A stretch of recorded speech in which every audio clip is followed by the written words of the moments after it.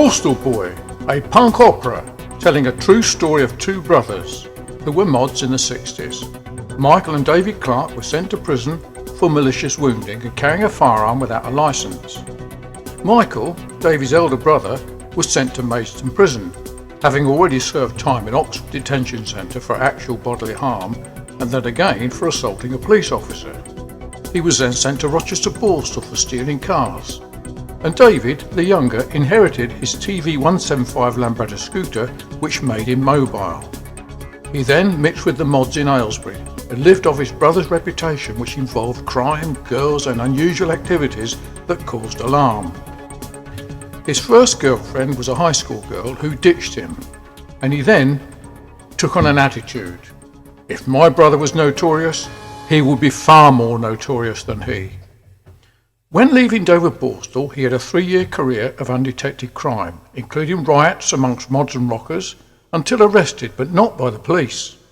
He had a bad experience on LSD, and overnight he decided to turn his life around for the better, which led to a confession to the police to 24 undetected crimes.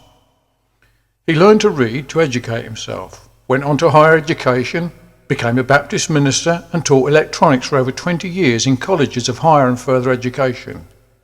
Michael continued his flamboyant lifestyle despite David's change of life, having absconded from prison and for living for a year without detection. Towards the latter part of his life, he ended up in prison in the Philippines, serving a 16-year prison sentence where he died in prison of tuberculosis. Though Michael had a tragic ending in his life, the story tells of David's mission to the Philippines to bring assistance to his brother upon hearing his conversion from crime to Christ, which took place after reading C.S. Lewis's book, Mere Christianity. They then commenced a joint work assisting many criminals in the jails of the Philippines on their own roads of reformation.